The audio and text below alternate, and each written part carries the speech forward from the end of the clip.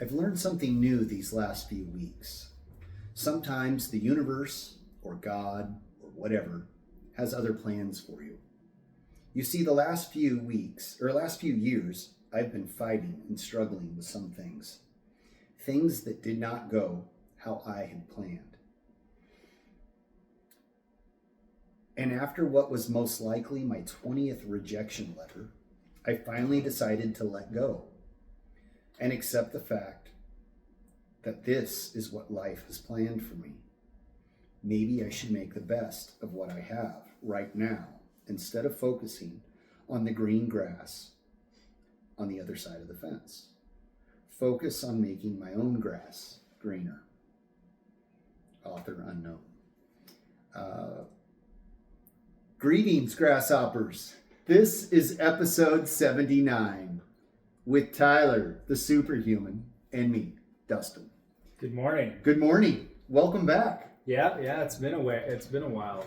Yeah, had a little hunting excursion. Yes, we did. I've spent one full week up in the woods, up in Lassen National Forest, and a couple friends and I, we went up there and we got drawn for those rare tags for that zone where it's at, and we'd been applying for somewhere like 6 or 7 years, applying every year to get that zone, and we finally got drawn, and so we went, and I did not successfully tag out and harvest a buck, but my friend did.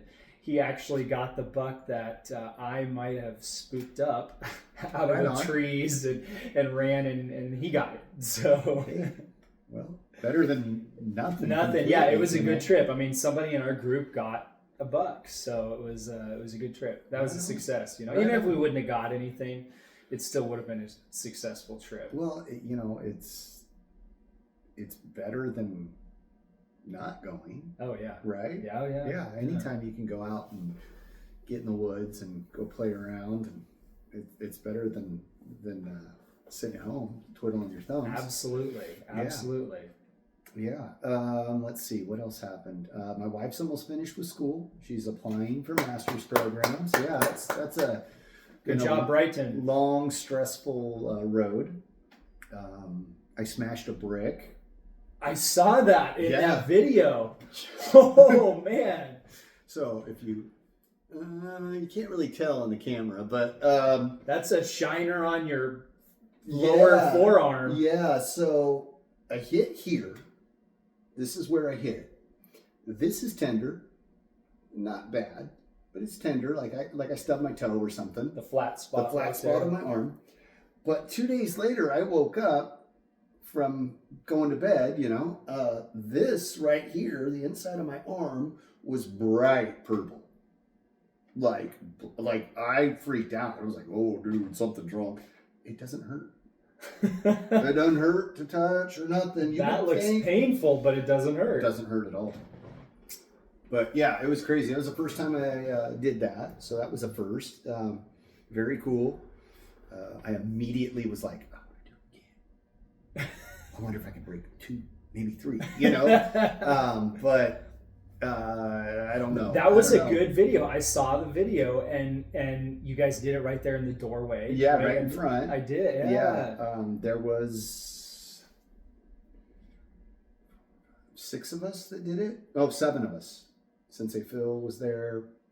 Sensei Joe, Hunter, Tish, Ava.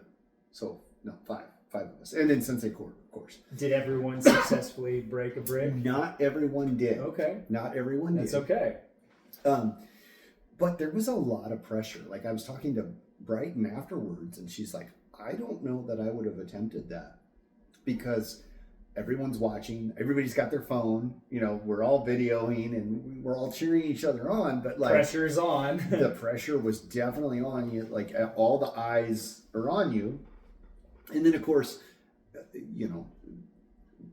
I posted it because I was like, whoa, that's cool. I want to share, You smashed that brick. Oh, dude, it was rad. it was really cool. And I had I was, so I likened it to, because you could see some hesitation at first.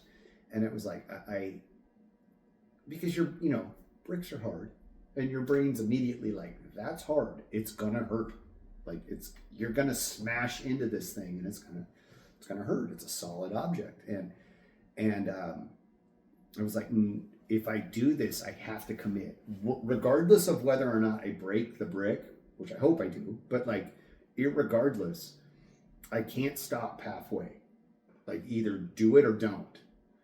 Kind of like, I for whatever reason, I was thinking of like the first time I jumped off a high dive. I was really scared. I don't like heights very much.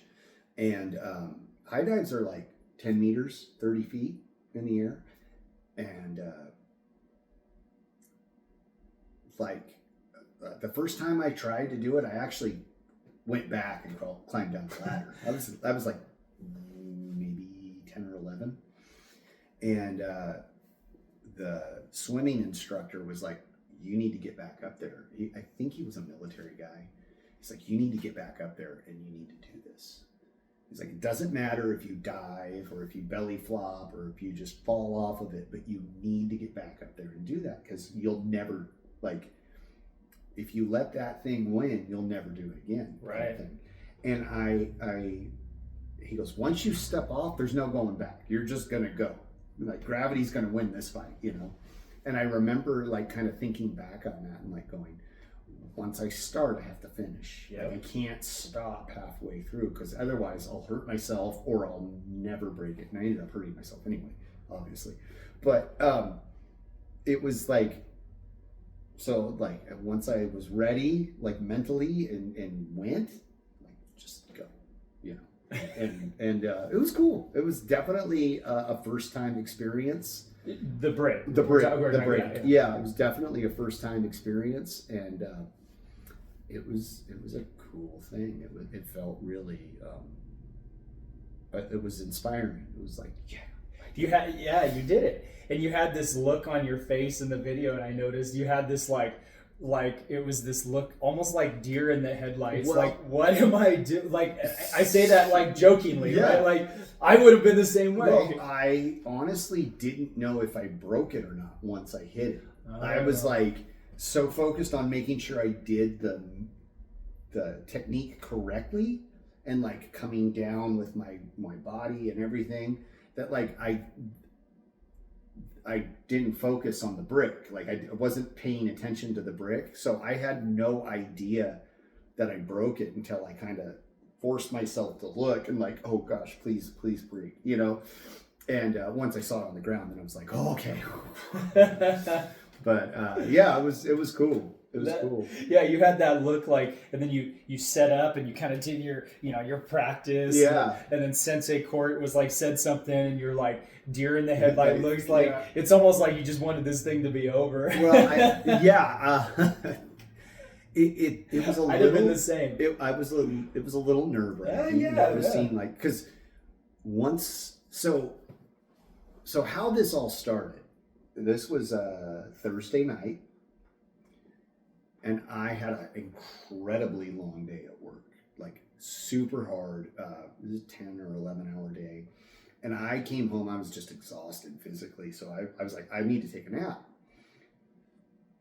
I lay down and my phone rings. And I'm like, oh, come on. It figures. I want to like just take a 20-minute, 30-minute nap. And the phone rings. I'm like, and I look at my phone and it's Sensei Court. I'm like, I'm going to call him later. I'll just deal with that in a half hour or whatever. And I roll back over, went to sleep. I get up. My wife's like, Blaine called. I'm like, well, yeah, he called me too. What's going on? And she's like, he didn't say, but he said that you really want to come down to class tonight. Now, I don't normally come down on Thursday nights because it's a long Thursday and I don't get home until 9 or 10 o'clock at night. By the time we eat dinner, it just gets crazy. And then I got to wake up at 4 a.m. the next morning and get ready for work. So it makes for a real long day. And I'm like, oh, well, I guess we better go. I don't know. Okay, let's go. And I'm on the way down, we're talking. He didn't tell anybody why. so we're talking and like, well, maybe somebody's in town. Like, you know, maybe somebody dropped in or something. And I'm like, we're like talking about it. Well, it couldn't be this guy because he would let everyone know that he was coming. It couldn't be this guy. Maybe it's Sensei Skip. Maybe it's so-and-so. Maybe it's this guy. You know, we're like figuring it out. And we get here, walk in the door, and there's like a pile of bricks right by the door. And I'm like, oh, that's what's the surprise. We're going to hit bricks. Okay, cool. And so that was the backstory to that, I guess. It was good times. That is, where did he get the bricks? Home Depot. Okay, I was gonna say some Home Depots. Yeah, just Home Depot and legit real bricks, obviously. Oh yeah. Put the cloth over them, like so it didn't hurt the skin, you know. Yeah, and you know, he demonstrated first, broke 3 on top of each other. Blaine broke 3, yeah, which is cool. That's not the most I've seen him do. I think when we opened, I think he did 5 here, but we don't typically do that. That's not like, I've only seen him do it twice in all the years I've known him, and we've never done that as a class.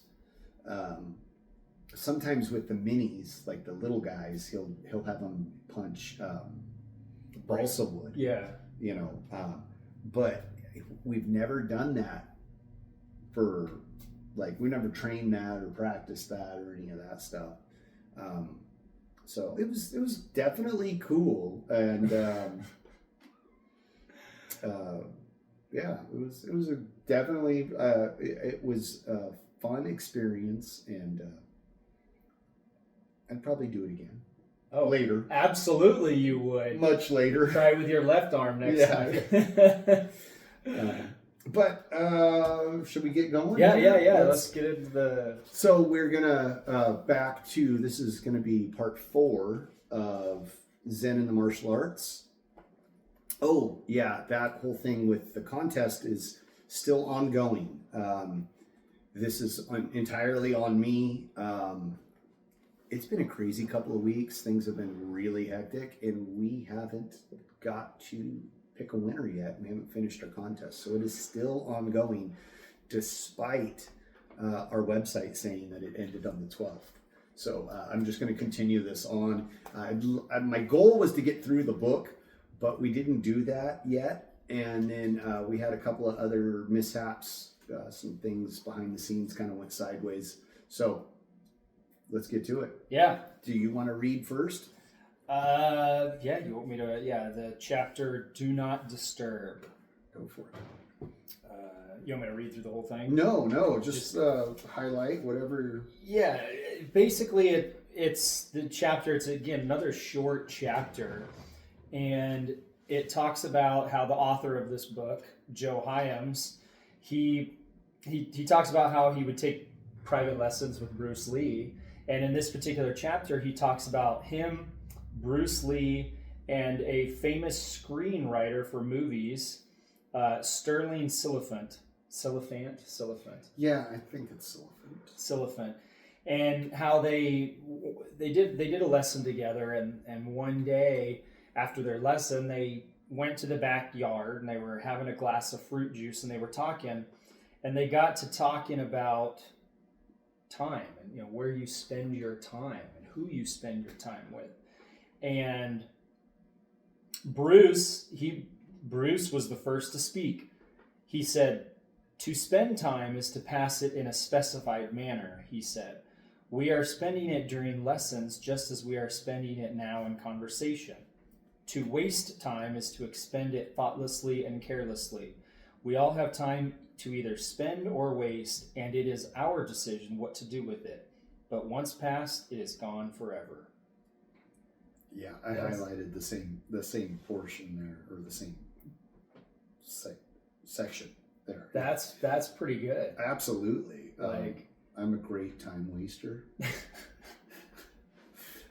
Probably up there with some of the greats, but no, I think that's really good, because as I've gotten older, I've really thought, where am I going to spend my time? You know, what activities, what people, where am I going to spend it? Because you can't get yesterday You can't get it back. Absolutely. Where did you spend yesterday at? And making it really count. So for sure.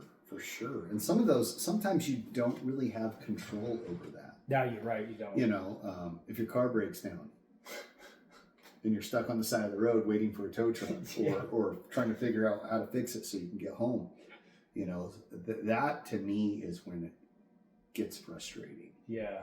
When something happens unexpectedly, not planned, then it's like and I'm trying to get better about that because my job is so unpredictable.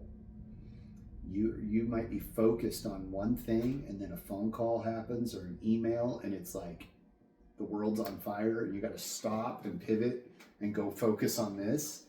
And I think that's probably one of the biggest lessons I've learned in the last 2 years is just like taking each thing as it comes and dealing with it at that time. Right in that moment. But man, that took a long time to figure out for me. Things go sideways so quickly and I would be like stuck in this rut of like, this is the thing I'm doing now. And then here comes this other thing like a Mack truck hitting, you know, sideswiping you. And you're like, oh, now I have to go do this thing. And feel like you're getting yanked around by life. Oh yeah. And it was really hard. But the minute I kind of like let go of that and just go, this is what could happen. Giant weight off my shoulders. Yeah. You know? Yeah. Part of that is releasing control too. Oh yeah, I'm a big control freak. Like I want to have that. Like I need to know, and yeah, let go. Just let go. Just letting go. Yeah. No, I know, and I think that really, as a lot of people mature, that we are letting go more and more every day, and you just kind of take the day as it comes. Mm-hmm. And that doesn't say you don't plan, right? You still have a plan. Still have plans, and you still do things, but such as life, like you get interrupted. Things happen that you don't have that plan for, and you have to have a contingency. Yeah. You know. Have contingency for your contingency. We used to say in the Army, you have your primary plan, your secondary plan, and your tertiary plan. Okay. Tertiary, that was like the third. The third option. Third option, yeah. I like that. I like that. That's good. A backup to the backup. Backup to the backup. Yeah. All right, you. Yeah. So they go on talking a little bit here, but the one that I wanted to get to is at the end of the chapter. Joe's talking about how he worked from home and how because he worked from home, it was nothing for people just to drop by to see what he was doing, and it would interrupt his work, and he had problems with that because he didn't want to be a jerk and be like, hey, I'm working, you have to leave. Yeah. So what he ended up doing was buying a large do not disturb sign that he hung outside his office, and then he installed a telephone answering machine. Remember those? Yeah. And then, to my surprise, my work output almost doubled. I had taken a step towards controlling the use of my time. And I think like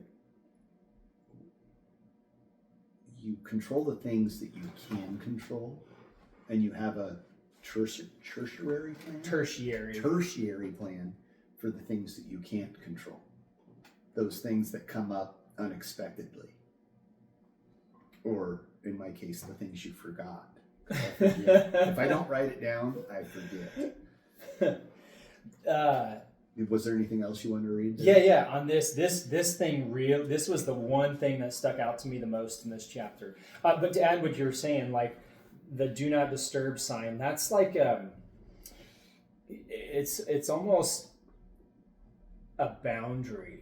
You're putting up a boundary with your time and saying like, mm-hmm. My time is my time. And then he put that do not disturb, and then his work output was able to double. Yeah. And I think those are important to have as boundaries. You know, like Oh, for sure. Say, and that's part of it. And by him putting that sign out there that was saying like, hey, I'm busy, like come back another time or call, but then he had his answering machine. Yeah. And I just think that's really good. And that ties into my favorite part of this chapter is what Sterling says, I believe, let me check Sterling. Yep. The screenwriter, he says, I will not permit people to steal my time. I have limited my friends to those people with whom time passes happily. There are moments in my life, necessary moments, when I don't do anything but what is my choice. The choice of how I spend my time is mine, and it is not dictated by social convention. Mm-hmm. I love that. It's pretty powerful. That is very powerful. And I think there's a lot of times we get sucked into the social conventions. And what are social conventions, right? That's a whole other topic. But like doing those things that you don't really want to do, but you're trying to be nice, so you do them anyway. Yeah. Like I find myself sometimes ejecting out of conversations with people. Just like I'm like, oh, I don't like the direction this conversation's going, and this person wants to talking about this subject, or look at the time, I've got to go. yeah. That's one way. Yeah, I'll most likely like if I just like sometimes, and it depends on how well I know the person, and I'm talking to them and what we're talking about. But a lot of times I'll be like, if they just keep going on and on and on and on and on and on and on, and on, I'm like, I'll be like, well, hey, I'm gonna go. It was great talking to you, and I'll shake their hand, right, and leave it on a good, make it a good end. There's a word I'm looking for there, but leave it on leave it at a high point. At a high point, but it's just like, hey, I'm gonna go, and that's not a lie, that's truth. Like, I'm gonna go. Yeah, it's great talking to you, and just kind of like abruptly cut out the conversation. Now, I'm not saying everyone should do that, but that's sometimes a technique that I'll do because sometimes you just want to go, and you just want to get out of here, and that goes in right with what Sterling said. The choice of how I spend my time is mine, and it is not dictated by social convention. In those instances, social convention would be, well, you slowly wind down the conversation somehow and start doing, and that would be the pleasant way to do it. Not that that's wrong. Yeah.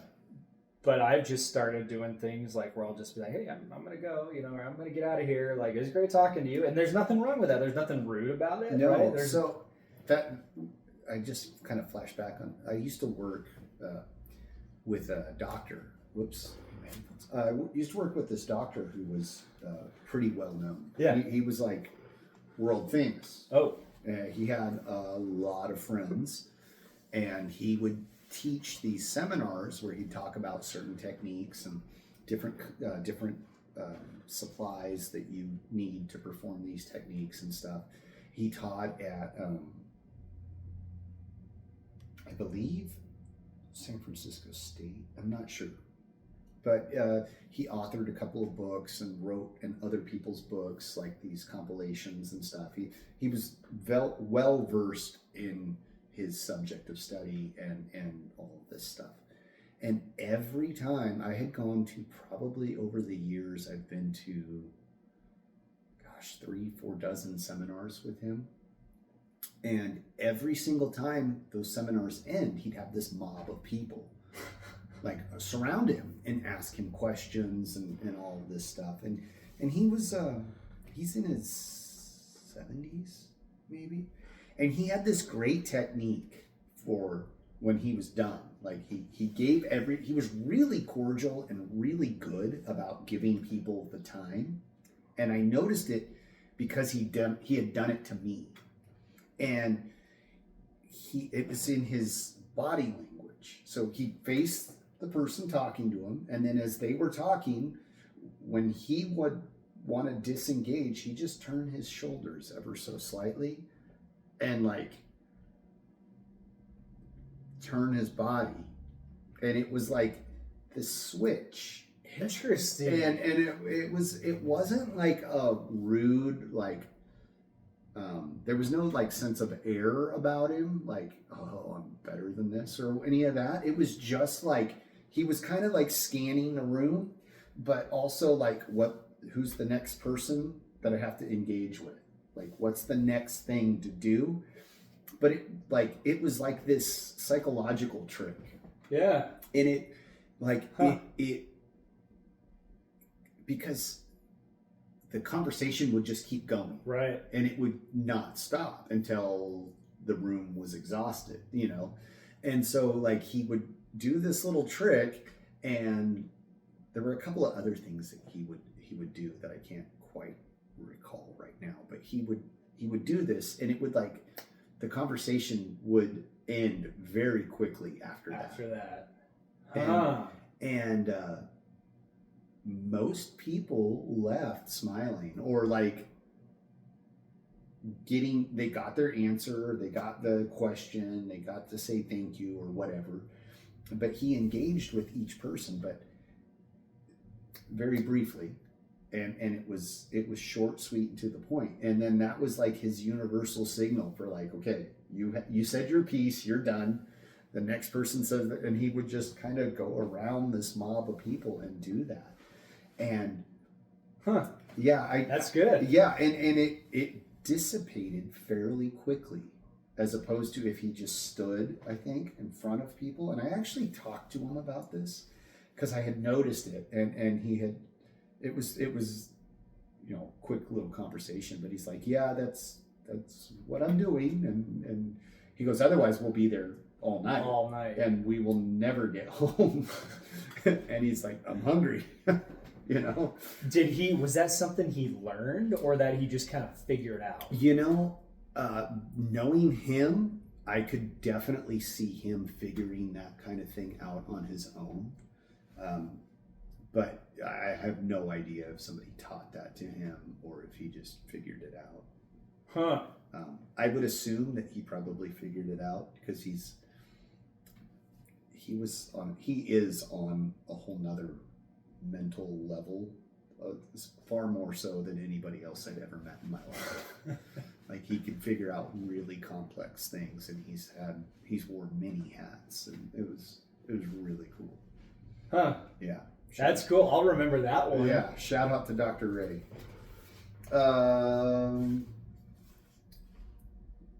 Active inactivity is the next chapter. This one is hard. This is a tough one. I'm not a sit still guy. Yeah. So the first part of this chapter is with another teacher, and I'll just make it short and sweet, because the part I want to get to is after this. He basically, the teacher, Bronze Law Capper, had planned for doing nothing one day, and the writer, Joe, calls him up and says, hey, let's do lunch. And he's like, sorry, can't do that. I have planned to do nothing today. Basically, right? Mm-hmm. Yeah. And the thing that I wanted to get to, the real meat and potatoes of it, he's talking to Joe, and he says, compare doing nothing to a pause in music. A pause is not a lack of music. It is an integral part of the composition. If a conductor does not hold a pause to its full value, it is like cutting into the flesh. As Claude Debussy has said, music is the space between the notes. The masters of good phrasing, like good martial artists, are men who pay attention to pause and silence non-action as to the action. That's good. Yeah. I've heard, and you're a musician, so you know very well about this. There's the start and the stop, and the pause and the hold, the sustain. There's all sorts of stuff like that. It's really, really cool. Bronny seemed to be saying that meaningful pause allowed one to take stock of where one was. The next time I saw Brucelee, I told him of my conversation with Bronny. Bruce laughed and said, He's right, That pause in the middle of action is one of my secrets. 2. Many martial arts attack with the force of a storm without observing the effect of their attack on their opponent. When I attack, I always try and pause, stop action, to study my opponent and his reactions before going into action again.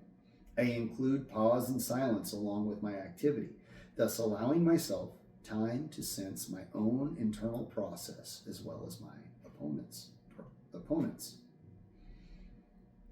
That's good. I've used the pause a lot in sparring. It's an interruption. Yep. It's like the go, stop. And you're like, what? Oh, it's like if you're walking and then something, you trip over something, or your mind is set on this forward momentum. And then you have this interruption, this stick, this brick, this thing that you trip over. Your brain kind of like keeps going, but the rest of your body is like stumbling, trying to figure out what to do next. And that pause is what gets that other person to do that. Yep. I mean, it's like if you were to use a pause right now in conversation, it's like, wait, what? What? Huh? Because we're used to just a sentence being said word, right? You just say a sentence, but if you were to stop and use a pause, it's very effective. Yeah. Very effective. You get that attention. Yeah, exactly. Yeah. It's very good for acting, for actors to use the pause. There will be blood. You've seen that movie? Yeah, the opening where there's no dialogue, nothing. But the way he delivers the lines in that movie with those pauses, you're like, kind of lean in a little. It's like, what's going on? What's going to happen? That's a crazy movie. Yeah. That reminds me of one of the first times I ever sparred since I heard Blue. I was a kid, like 12, maybe 13, I don't know. No, must have been younger than that. Anyway, we're sparring, and I'm intimidated because I'm a kid, and he's a full-grown man, and he's a black belt, and I don't even remember if I had a belt yet at this time. And I'm borrowed gear. I didn't even have my own gear. And we're sparring, and he's throwing punches and kicks, and he's playing. He's playing with his food. Basically, he's not trying to beat me up or anything. There's no challenge there. Right. And so I'm just playing defense. I'm blocking and like all this stuff. And he stops. He goes through this flurry of like a combination, a couple punches and a kick or something like that. And he stops. He was like, bang, bang, bang, stop. And I was like, I didn't know what to do. Like, I just kind of froze, right? And he put his hands down. And I'm like, what? And he goes, Bob. He's like, why'd you stop? You stopped. I didn't know what to do. Yeah. He does those tricks. Yeah. Oh, yeah. And it's good. It's the simple stuff like that. Yeah. And I think what he was trying to teach me was to hit instead of just like being back on my heels and stuff. But it was something I didn't forget. I haven't forgotten. It was awesome. And I do the same trick to other kids now. Hey, your shoe's untied. Yeah. Pop. Bink. No, the pauses and the stopping, that's very effective. Yeah. Very effective. I'll play with that in sparring and be moving a lot and moving my hands and body and then stop. Then you go back to it and it's like, ooh. Whoa. Well, it's this, because interruption. It's an interruption, but I think we've evolved to find patterns in things, right? We walk in patterns, we walk in rhythms, we talk in patterns and rhythms. And when something interrupts that, especially if it goes for a while and then it stops or there's a pause, the brain is like searching for that pattern. Like, whoa, wait a minute, I don't recognize this. Yeah. The computer does not compute. Yeah. And it's a great technique. And not only that, but it gives you as the pauser or the break, it gives you a minute to kind of assess things. Yeah. And like, especially if you're in control and you pause, you can kind of take a look around or take a breath and like refocus your efforts. At least I've noticed that. Yeah. Survey your surroundings. Yeah. Find out what's happening.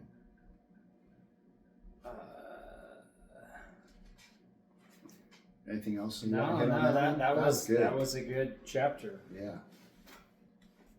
We get into some WingChun on the next chapter, inactive activity.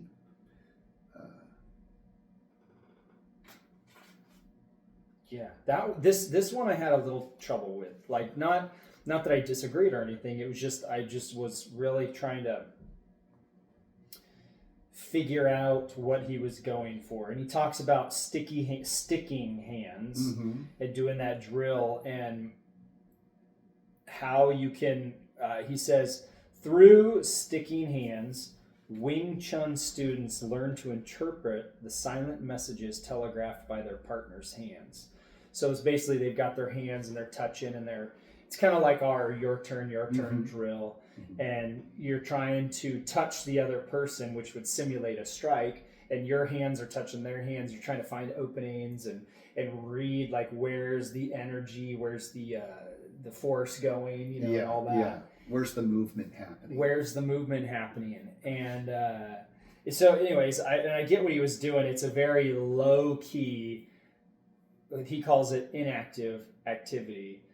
I would say it seemed like that was more of a low key way of. It's like having the pot on the stove on low, but it's still on. It's still burning. It's still burning you, but it's like on low, and it's still simmering at the lowest level. Yeah. But it's not completely off, and so that's kind of like the way how I had to think about it. That's interesting. I didn't have that thought. What did you have? What did you take away from it? So I had to read this a couple of times. Yeah. Because like you, I was like, there's something there that I'm not grasping. You must learn to allow patience and stillness to take over from anxiety and frantic activity for the sake of doing something.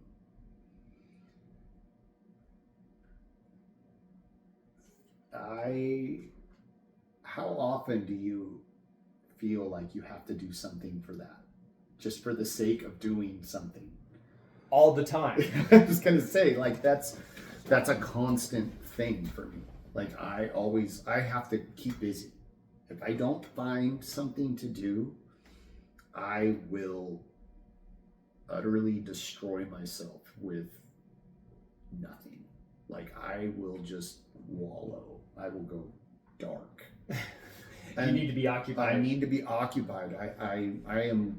I need to be like, I need to have some sort of stimulus. I need to read. I need to work. I need to do something. I hate to take vacation without a plan. Like if I'm going to take a vacation, I want to do something. I want to go somewhere. I want to experience something. I need something. You need the itinerary. Yeah, I've done the whole I took a vacation one time a few years back. And I didn't have any plans. It was the most miserable time. I was bored to tears because I didn't have any like itinerary. I didn't have a thing to do. And so what little things I did have during the week was done with this feverish like, I don't know what, like I just devoured it. And then it was like, okay, now what? What? And by the end of it, my wife was so irritated with me. She's like, you are never doing this again. Ooh. If you take another vacation, you are going to have something to do. We're going to go somewhere. We are going to do something. You are not staying home again and just sitting because you're going to make me crazy. So you're saying this chapter was good for you? Yeah, it is like good to for read me. it. It was good for me. I guess it's my scattered brain, my anxiety-ridden brain must. Here, this is what comes to mind when listening to what you're saying. So Joe Hyams was taking a lesson from Jim Lau, his Sifu in WingChun, and they did their sticking hands drill, and Jim says to Joe, hey Joe, you must learn to allow patience and stillness to take over from anxiety and frantic activity for the sake of doing something. Yep. Does that sound about right? That sounds about right. Between martial artists of the first rank, there's room for only one mistake. Before an exchange of blows, several minutes may be spent in controlled patience and planning, while each man respectfully observes his opponent, studies his position or stance, watching, getting ideas, and changing his energy. When one man thinks he's going to attack, his opponent may quickly change his stance. If he has overreacted, his opponent makes note of it. This is a weakness which he will later attempt to use his advantage. A good player recognizes these moves for what they are, a process of sounding out and experimentation. A good player is patient. He is observant, controlling his patience, and organizing his composure. When he sees his opportunity, he explodes.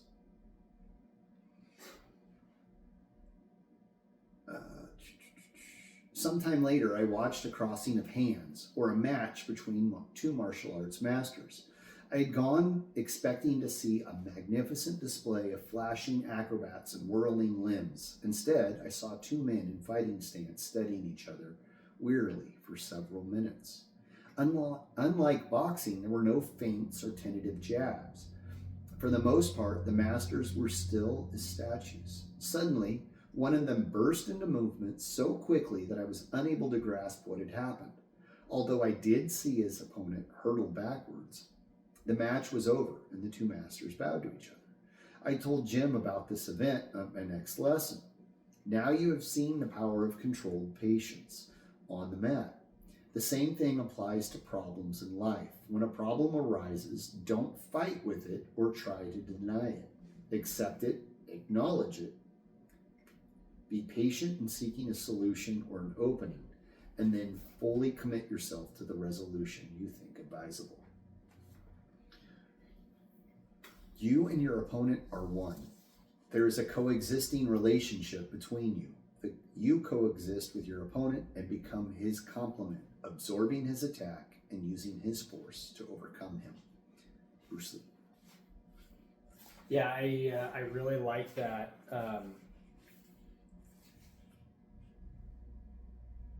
For the most part, the masters were still as statues. So they weren't completely still. There was still that inactive activity that they had, but they were probably ever so slight, slow movements, ever so slight movements, a shifting of a hand here or there, but it was just real subtle, Mm-hmm. But I think that's really good. And it reminds me of like a Western where they're going to do the draw. Yeah. Oh, that's a good analogy. And they're still, but like you see their fingers moving or their hand edged ever so slightly closer to their gun, and they're studying. I think that's what he's getting to. Yeah, that's interesting. And also too, so my dad is a retired horse trainer, mm-hmm. and when I was a kid and I would be riding whatever horse I was riding at the time, and my dad always said, he would essentially say, less is more. And when you're riding a horse, a lot of new people, they use the reins and the bit that's mm-hmm. in the horse's mouth and the reins, and they want to go left and they yank the horse's head over left, and they want to go right and they yank the horse's head over to the right. The reins aren't for that. They do it in movies. We all see it in movies, and it's terrible. That ain't really a lot of time. I mean, unless you get a good actor like a Clint Eastwood or a Kevin Costner, somebody who's ridden horses. Well, that owns them or owns ranches, but even then, they still may not be perfect, but may not be a good example. But a lot of times you see it in the movies, and the cowboys will want to go this way, and they'll just yank the horse's head over, and the reins are just there. They're kind of almost like your insurance. And it's all in the subtle movements of your feet as they're draped over the horse's back and they're in the stirrups. And if you want to go you want to go right, all you need to do is shift your body just a little bit and nudge with your left foot, your left heel, the back of your left heel, and just give a little tap. And the better you and the horse are together, the less is more. And it's just like, oh, we're going over there. And it's just, and you really steer with your body. You're not steering with the reins. Really? Oh yeah, no, that's a thing. And so, like for me, I was getting, that's another subject, but the whole thing is that, yeah, the reins are really, I mean, a really good horseman doesn't need reins. They'll use their body even to stop the horse. You just sit I never figured this out, but you can literally ride a horse and stop it by just the way you're positioning your butt. Your butt in the saddle really will stop it and tell the horse, and that's the highest level that I know of, very high level. And so it's all in those subtle movements, and the more you get to the higher levels of anything, the more the BS is cut out, and it's less movement and less expended energy. Very efficient. Very efficient. And so that in that inactive activity, like those two martial arts masters, they're just standing there almost still as statues. Yeah. There's very little they had to do. Same thing with your Western example. You know, those cowboys, they're dead set. Somebody's going to die, and they're going to have a shootout. And, it don't matter what you say. It doesn't matter if you're waving your hand, unless that's part of your play. But, you're waving your left hand to distract them, and you're pulling with your right or whatever, something like that. But those guys are just waiting for those subtle movements. And mastery, to me, is in those subtle little movements like that. I'm sure, like, for some of the people that play music, they can just pick up a guitar and they're not like jamming. I mean, you can jam out and be a master too, but the really good ones are just the simple movements, right? Yeah.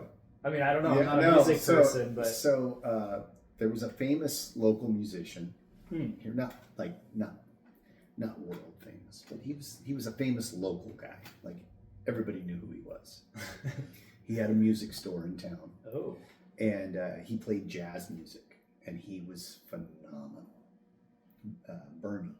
Oh, yeah. You know who I'm talking about. I know exactly who you're talking about. And my dad had worked with a guy that knew him fairly well. They played music together and kind of were in the same circles. And they would do these rounds where you would get together with a group of musicians, and sometimes you play music together as a group, or sometimes you just play a solo piece for the rest of the group. Okay. Right? And so they would go around, and each person would play a little bit, and then when he'd get to Bernie's turn, he'd play his piece. And he was very stoic, like he had no expression on his face when he'd play.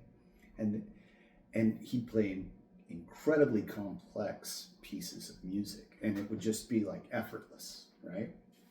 And so they would all tease him and joke and be like, could you like make a face or something? could you like show that you're working? Because like all of these other guys who've been musicians for years upon years, they're playing. And you ever see somebody like shoot a basketball and they like stick their tongue out, or they like kind of squint? Yeah, they have these things. Little kids do it a lot. Like, well, they'll stick their tongue out and they'll like do whatever it is they're doing because they're concentrating. So they would tease him like, could you like make a face or do something, like show that you're working? And so he would joke around and like make some goofy face while he was playing his guitar, just for laughs and stuff. But he didn't need to do that. He didn't have to. No, he just was like totally stonewalled. It was crazy. I'd only seen him a couple of times play. Saw him at a little jazz club in the mid-90s. Huh. It was pretty cool. That's really good. Yeah, that's cool. Really good. So there's one in here that gets a little foo-foo. Yeah, I didn't really read it. We'll read it, or I'll read it. I didn't. This is kind of foo-foo. It gets a little foo-foo. Kind of shallow of me.